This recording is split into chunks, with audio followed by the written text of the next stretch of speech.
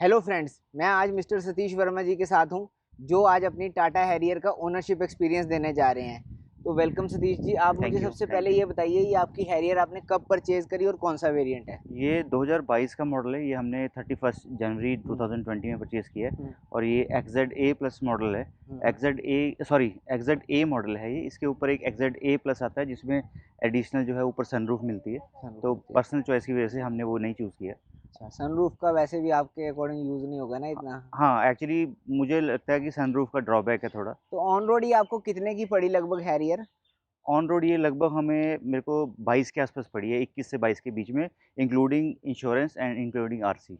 22 लाख की आप हैरियर लेने जा रहे थे, आपके मन में ये नहीं आया कि सफारी की तरफ या एक्सयूवी 700 या किसी और गाड़ी के बारे में आया नहीं ये गाड़ी लेते वक्त? नहीं, जब मैं इसको लेने के लिए जा रहा था तो हाँ, मार्केट में बहुत सारी क्योंकि ऑप्शंस थी। कार्स का ऑप्शन ही बहुत है। हाँ। हाँ, मार्केट में बहुत सारी ऑप्शन थी, जैसे एक्सयूवी 700 था हम्म, और बहुत से लोग बात कर रहे थे स्कॉर्पियो भी नई आने वाली है, हम्म। या फिर अगर एमजी है हेक्टर देख लें, हम जीप हाँ, कंपास देख लें, हाँ, ऑप्शन बहुत सारी थी। बहुत सारे थे। लेकिन इसको चूज़ करने का जो रीज़न था ना, हाँ, सबसे पहला रीज़न था इसकी अवेलेबिलिटी। हाँ, अवेलेबल। जब हम गए, हमने क्रेटा देखी, सेल्टोस देखी और बहुत सारी गाड़ियाँ देखी, वो अवेलेबल ही नहीं है। लेकिन सब ने बोला कि जी 6 महीने से पहले कुछ नहीं मिलेगा। लेकिन इस केस में क्या हुआ कि इन्होंने बोला कि आप आज बुक कराएँ और हफ़्ता से 10 दिन के अंदर आपको गाड़ी डिलीवर हो जाएगी। और एक्चुअली हुआ भी ऐसे ही। मुश्किल से 4 या 5 दिन बाद हमें कॉल आ गई थी कि जो गाड़ी है वो आ गई है उनके शोरूम में और हम डिलीवरी ले सकते हैं। तो मतलब जब आपने देखनी शुरू करी तो आपने क्रेटा से और सेल्टोस से शुरू करते हुए आप हैरियर हाँ, तक आए। हाँ, एक्चुअली सबसे पहले जो मेरा सेगमेंट था ना, हाँ, मेरे पास अभी पहले इससे पहले मैं i20 यूज़ कर रहा था। हाँ जी। तो मैं सोच रहा था थोड़ी-सी इससे बेटर हो जाए अच्छा। ऑफ-रोडिंग के हिसाब से, अगर सपोज़ लेह-लद्दाख वाली ट्रिप पे जाते हैं। हुँ, तो मैंने प्रेफ़र की, पहले हम क्रेटा देखने गए। तो क्रेटा देखने गए तो वहाँ तो मेरी बात ही नहीं बनी, क्योंकि सबसे पहले उसने जब बोल दिया कि 1 साल से पहले मिलेगी नहीं, हुँ, तो वहीं बात खत्म हो गई। क्योंकि मेरी हुँ। i20 में कुछ प्रॉब्लम आ रही थी, तो मैं सोच रहा था एज़ अर्ली एज़ पॉसिबल गाड़ी चेंज करने की। ठीक है, और ठीक जिस है। दिन मेरी गाड़ी में प्रॉब्लम आई, उसी दिन मैं क्रेटा वहाँ देखने गया था उस अच्छा। शोरूम में। लेकिन बात नहीं बनी, तो उसके साथ में मैं सेल्टोस के शोरूम में चले गया। हुँ, उन्होंने मुझे बोला 1.5 महीने की वेटिंग है, 1 से 1.5 महीना, और वो मैंने बुक भी करवा दी उसी दिन। अच्छा।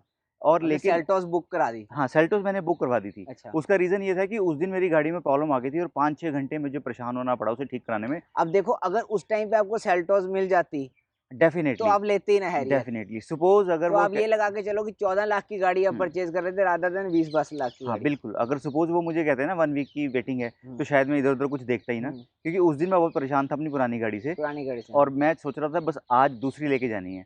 तो अच्छा। वो कोई ऑप्शन मिल ही नहीं। तो हाँ। उसके बाद मैंने वो जो मेरे को अपना जो वहाँ शोरूम वाला था, उसने बोला कि सर आज आप बुक करवा दो, मैं कोशिश करूँगा 1 महीने के अंदर आपकी सेल्टोस आ जाए। तो 100% रिफंडेबल था, तो मैंने कहा कोई बात नहीं, बुक तो आप बुक कर ही तो लो। आप कर लो। मैंने बुक करवा दिया वो, और 1 महीने का टाइम मिल गया मुझे हुँ, सर्वे करने के सर्वे लिए। करने के लिए। फिर जब मैं सर्वे करने निकला ना, तो तब बहुत सारी चीज़ें पता चली। और एक्चुअली ये गाड़ी ना 2019 में जब लॉन्च हुई थी, हुँ, तो तभी मैं देखने गया था। और जब अच्छा। देखा था ना, इस गाड़ी की ख़ास बात ये है हुँ, कि आज की डेट में इससे बढ़िया रोड प्रेज़ेंस किसी गाड़ी की नहीं हाँ। है। और रोड प्रेज़ेंस में तो ये है ही है, काफ़ी हाँ, कमाल तो की गाड़ी। उसमें जितने भी मेरे नोन टू हैं ना, हुँ, किसी ने भी ऐसा नहीं बोला कि इस जगह अगर ऐसा होता तो ये और अच्छी होती। नहीं। मतलब इसमें 100 में से 100 है। और जब मैं फर्स्ट टाइम इसे देखने गया था, इसकी जो एक ख़ास चीज़ थी ना, पिछले पिलर में एसी सेंटर में है, हुँ, वो मुझे बहुत यूनिक लगा था, जो और अच्छा। इसके साथ जितने भी सेगमेंट है किसी में नहीं है। किसी में नहीं। दूसरा, अगर इसमें स्पेस की बात करें, तो हुँ, इसमें स्पेस इतना ज़्यादा है, आप रियलाइज़ करोगे जब आप ड्राइवर सीट पे बैठते हो ना, अगर पिछली सीट पे आपका लैपटॉप पड़ा है, हुँ, तो आप उठाने के लिए देखते हो तो आपको लगता है कि यार ये तो बहुत दूर है इससे। दूर पड़ा है। जबकि सेल्टोस या क्रेटा में ऐसा लगता है जैसे मेरी i20 में था, नॉर्म सेम ऑलमोस्ट वो इंटीरियर का। एक कॉम्पैक्ट एसयूवी के हुँ, सेगमेंट में आती है, ये एक प्रॉपर फुल साइज़ एसयूवी के सेगमेंट हाँ, में आती है, इसीलिए इसका रोड प्रेज़ेंस उनसे ज़्यादा बेटर है। हुँ, आप भी ये चीज़ में ध्यान रखिए कि तभी रोड प्रेज़ेंस ज़्यादा बेटर है, क्योंकि ये फुल साइज़ एसयूवी है। हाँ, बिल्कुल। इसका मैच सिर्फ़ एक्सयूवी 700 और आपकी सफारी के साथ है, जो कि इसी की 7 सीटर हाँ, वर्ज़न है। एक्चुअली फिर जब मैंने ये कंपैरिज़न देखा ना, फिर मैंने देखा कि जो क्रेटा, सेल्टोस वो तो इस सेगमेंट में आती ही नहीं। हुँ, इस सेगमेंट में एक हमारी ये जो हैरियर है ये आती है, हाँ, एमजी हेक्टर आती है, जीप कंपास जीप आती है और कंपनी, सफारी आती है। सफारी आती है। ठीक है? और जब मैं इसमें कंपेयर करने लगा ना, तो मुझे लगा वैल्यू फॉर मनी यही यही है। गाड़ी है, जीप क्योंकि कंपास कॉस्टली भी ज़्यादा जीप रहेगी और साइज़ में भी इससे छोटी है। जीप कंपास की ना एक बड़ी इंटरेस्टिंग चीज़ थी। हुँ, मैं मेरे को लग रहा था कि वो गाड़ी भी बेटर है। हुँ, एक तो प्राइस फैक्टर था कि वो इससे महँगी थी। हुँ, दूसरी चीज़ ना, इस गाड़ी में जो फीचर्स हैं, जैसे उसमें से एक फीचर है क्रूज़ कंट्रोल का। क्रूज़ कंट्रोल वो अपने नॉर्मल मॉडल में क्रूज़ कंट्रोल दे ही नहीं रहे। दे ही नहीं रहे, और हाँ। जबकि ये गाड़ी, जैसे हमारे पास जो गाड़ी थी ना, हुँ, हम एक स्ट्रेच में 1000 किलोमीटर यहाँ चंडीगढ़ से अपना प्रतापगढ़ लखनऊ तक चले जाते हैं सिंगल स्ट्रेच में। तो उस एरिया में जब आप एक्सप्रेस वे पे जाते हैं तो क्रूज़ कंट्रोल बहुत हेल्प करता है आपको ड्राइव में। अच्छा। वो नहीं था, इस वजह से जीप कंपास तो आपने छोड़ दी, वही क्रूज छोड़ दिया। कंट्रोल के कारण ली आपने हैरियर हाँ, मतलब। इसमें क्रूज़ कंट्रोल था और उसके बाद फिर जो बाकी बचते थे एमजी हेक्टर और या फिर हमारा टाटा की सफारी, सफारी। उसमें मेरे को ये दिक्कत आ रही थी कि जो एमजी हेक्टर था ना, उसको अगर इससे कंपेयर करें तो बिल्ड क्वालिटी में ये उससे ऊपर बिल्ड है। क्वालिटी में तो नो डाउट हैरियर जाती है, पर जो हेक्टर में आपको फीचर्स फीचर्स मिलेंगे वो इसमें नहीं मिल सकते, वो वै किसी भी गाड़ी में नहीं मिल वैसे सकते। फ्रैंकली मैं वो फीचर बहुत मिस करता हूँ क्योंकि मैं हाँ। टेक से भी हूँ हाँ। और आईटी फील्ड से हूँ, तो अच्छा। मुझे इंटरनेट से भरी हुई गाड़ी चाहिए थी और उसके पीछे इंटरनेट इनसाइड लिखा भी है। हाँ, हाँ। लेकिन ना उसमें उस फीचर्स के साथ में कुछ ड्रॉबैक्स भी थी, जैसे हाँ। अगर सबसे इम्पोर्टेंट चीज़ होती है गाड़ी में आपका ड्राइविंग कंफर्ट। ड्राइविंग कंफर्ट में उस गाड़ी का बोला जाता है कि उसमें फिर भी थोड़ा बॉडी रोल है क्योंकि उसकी शेप थोड़ी इसमें बॉक्सी बॉडी है। रोल नील है। बिल्कुल नहीं है, बिल्कुल नहीं है। इसको मैं लगभग अभी 2,500 से 3,000 किलोमीटर ड्राइव कर चुका हूँ और सिंगल स्ट्रेच में 150-200 किलोमीटर के स्ट्रेचेज़ में 3-4 लगा चुका हूँ। अच्छा। तो मुझे लगा कि बहुत ही स्टेबल गाड़ी है, स्टेबल गाड़ी ब्रेक है। लगाओ ये वहीं रुक जाती है और बिल्कुल भी बॉडी रोल नाम की तो इसमें चीज़ ही नहीं। चीज़ ही नहीं है। वो इसी कारण से कि टाटा की एक पर्टिकुलर कार लैंड रोवर के प्लेटफॉर्म पे बनी हुई है। हाँ, बिल्कुल, बिल्कुल। ओमेगा आर्क के प्लेटफॉर्म पे बनी है, जो आपके लैंड रोवर D8 में मिलता था हाँ, वो बिल्कुल। प्लेटफॉर्म। और उसमें ना मतलब इसमें जैसे अगर हम प्लस पॉइंट की बात करें तो इस ये जो गाड़ी है इसकी बिल्ड क्वालिटी बहुत अच्छी है। हाँ। इसमें जो प्लेटफ़ॉर्म है वो लैंड रोवर का लगा हुआ है, जो ओमेगा आर्ट प्लेटफ़ॉर्म है। लेकिन एक्चुअल में ना कुछ चीज़ें मार्केटिंग के हिसाब से भी ज़्यादा बताई गई हैं। मतलब फ्रैंकली बात करनी वो चाहिए तो मेरे को लगता है। मार्केटिंग के हिसाब से बताएगी कंपनी, तभी सेल होगी हाँ, गाड़ी। क्योंकि पहले के टाइम में, आज से 5 से 10 साल पहले, टाटा की गाड़ियों में लोगों को एक मिथ था कि भाई रीसेल वैल्यू तो बिल्कुल ही हाँ, बिल्कुल, नहीं है। बिल्कुल, तो बिल्कुल। वो उसका डाउट आपको आया कोई परचेज़ करते वक़्त, कि या फिर आपने उस चीज़ को छोड़ के ली नहीं, गाड़ी? जब मैंने देखा ना ये मैं पहले ही माइंड बना लिया था कि इसकी रीसेल वैल्यू कम होगी। कम आज भी होगी। मैंने देखा है कि टाटा की जो रीसेल है वो कम ही रहेगी कम ही रहेगी as as compare compare to to. Honda, Maruti, Hyundai. वो चीज़ नहीं बनेगी। लेकिन गाड़ी आदमी जैसे मेरी पहले गाड़ी थी वो मैंने 10 साल रखी है। तो रीसेल तो 10 तब साल यूज़ सोच रहे हैं करने कि के अगर बाद आपने तो 10 साल यूज़ हाँ, करनी है। हाँ। हाँ, तो रीसेल तो अगर 10 साल यूज़ करनी है तो वो ख़त्म ही हो जाती है। रीसेल तो बीच में फैक्ट्री नहीं रहता फैक्ट्री चूज़ नहीं करते हुए। रहता। उसके अलावा आपने ड्राइव करी है जैसे, तो आपको क्या इसके पॉज़िटिव्स लगे, या कोई ऐसे पॉइंट्स लगे हों जो आप कहोगे कि नेगेटिव पॉइंट्स लगे? अगर पॉज़िटिव की बात करें हुँ। तो अंदर बैठे हुए बहुत सेफ़ फ़ील होता है। इसका केबिन जो है, इसमें सबसे ख़ास बात मैंने देखी है जो मुझे लगता था ऐसा नहीं होगा, लेने के बाद मैंने रियलाइज़ किया एनवीएच लेवल इसका बहुत अच्छा है। अच्छा। अंदर बैठे हुए आपको बाहर की नॉइज़ जो है वो बिल्कुल, बिल्कुल बिल्कुल, मिनिमलिस्टिक आती है। मतलब इतना अच्छा लगता है, अगर सपोज़ कर लो आप एसी का फ़ैन 1 नंबर पे कर दोगे ना, हुँ। फिर तो आपको पता ही नहीं चलेगा गाड़ी स्टार्ट है या बंद है। और ठीक है। स्टीयरिंग के ऊपर किसी तरह की वाइब्रेशन नहीं है, जो गियर नॉब है उसपे किसी तरह की वाइब्रेशन नहीं है, स्टेबिलिटी बहुत अच्छी है।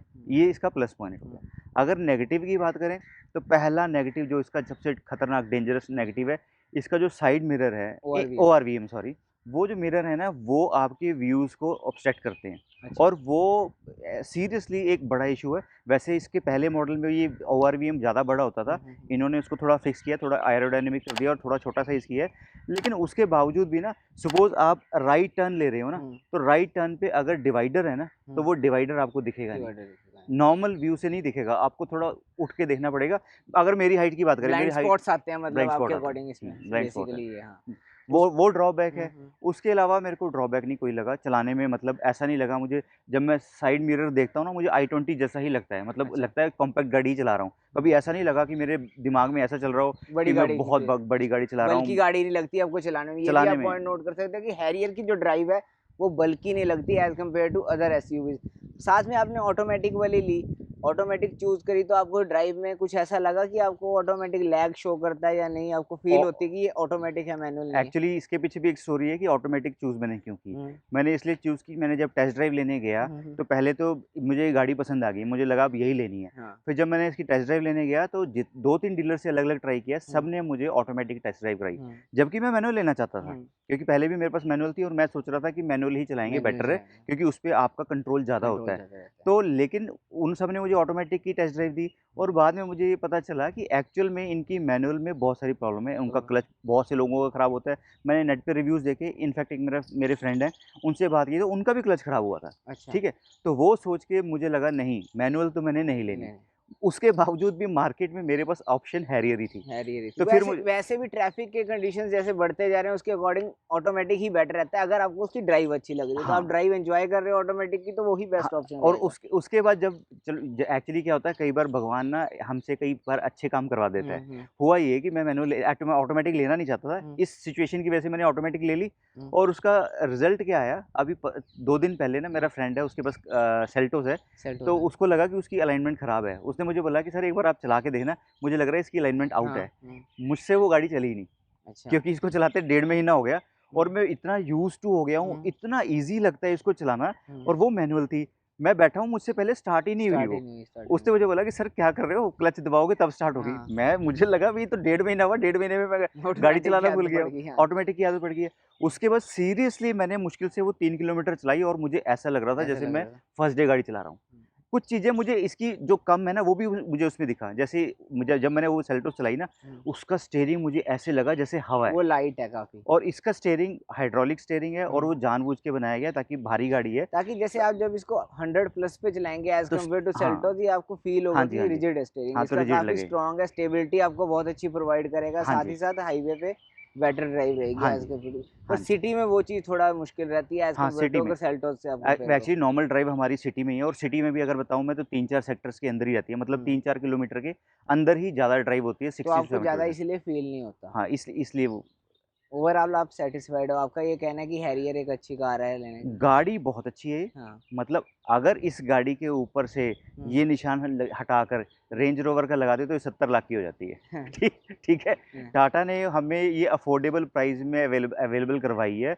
और एक्चुअली टाटा ने किया है कि ये जो बेस्ट इन क्लास कंपोनेंट्स है, हम्म जैसे कि इंजन की बात कर लें, हम्म वो फिएट का इंजन है जो बेस्ट इन क्लास है, जो जीप कंपस में भी वही है, एमजी हेक्टर में भी एमजी वही है। हेक्टर में वही अगर इसके गियर बॉक्स की बात करें तो हुंडई ट्यूसॉन में जो लगा है वो एग्जैक्टली वही है। सेम है। इसकी सीट की बात करें तो जो नापा लेदर है बेस्ट हम्म क्वालिटी का वो यूज़ किया है।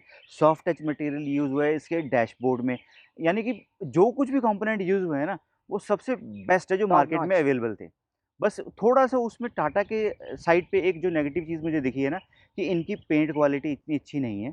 और अगर आप कंपेयर करोगे जो होंडा की गाड़ियाँ होंगी, जो जो बाकी ब्रांड है ना, इंटरनेशनल ब्रांड, अगर इंटरनेशनल। उनसे कंपेयर करें तो ये गाड़ी में पेंट क्वालिटी मुझे लगा है थोड़ा ना, इसमें ऑरेंज शेड बोलते हैं मुझे लगता है ऑरेंज उसको, शेड। एक बबल्स बबल्स से वेव्स दिखती हैं। हम्म वो वेव्स इस पे विजिबल है। वो भी मुझे इतना ड्रॉबैक नहीं है, लेकिन ना मैं एक चीज़ देख के सरप्राइज़ हो गया। हम्म मेरी बाकी गाड़ी में सब कुछ परफेक्ट था, हम्म किसी तरह की कोई दिक्कत नहीं थी। हम्म, लेकिन रूफ टॉप पे एक कॉर्नर है ना, वहाँ कंपनी पेंट करना भूल गई। अच्छा। और वो एक मैन्युफैक्चरिंग डिफेक्ट है। हुआ हम्म, क्या, मास्किंग टेप लगी रह गई वो, हाँ और उन्होंने कंपनी में पेंट कर दिया और हाँ बाद में रबिंग के टाइम वो उनके टाइम पे टेप निकल उतरा। गई।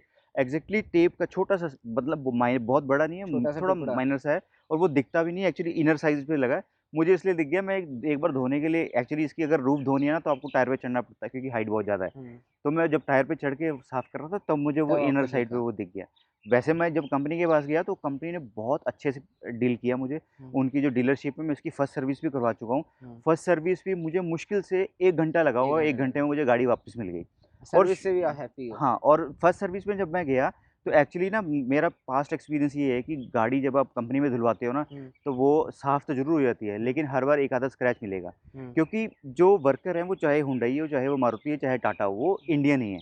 हम्म उसकी मेंटालिटी वही है। वो वॉश करते हुए पाइप कहीं न कहीं रब होगी, रब हो तो गई। वो स्क्रैच चाहे टाटा की गाड़ी है, चाहे किसी और की, स्क्रैच आना ही है। स्क्रैच आएगा। तो मेरी प्रेफ़रेंस ये रहती है कि गाड़ी तो मैं खुद घर से धो के लेके आऊँ। तो हम्म जब मैं सर्विस के लिए फर्स्ट लेके गया, गाड़ी मैंने धोई हुई थी। हम्म बाकी केसेज़ में क्या होता था, हुंडई वाले कहते थे चाहे आप धो के ले आओ, हम फिर धोएँगे, हमारा प्रोटोकॉल है। हम्म टाटा को मैंने बोला कि यार मुझे डर है इस चीज़ का, तो उन्होंने बोला सर कोई बात नहीं, अगर आप कहते हैं नहीं धोएँगे तो हम धोते नहीं हैं, होते नहीं बाकी है। सर्विस करते नहीं। हम्म मतलब बहुत जल्दी, और मैं कोई अपॉइंटमेंट लेके नहीं गया था, हम्म, ऑन द फ्लाई गया। मैंने कहा जी ये मेरे 2000 किलोमीटर कंप्लीट हो गए, फर्स्ट सर्विस सर्विस है करो। और कितना टाइम लगेगा? वो कहते हैं अगर वॉशिंग होगी तो 2.5 घंटे, वॉशिंग नहीं होगी तो 1 घंटे में आपको दे देते हैं।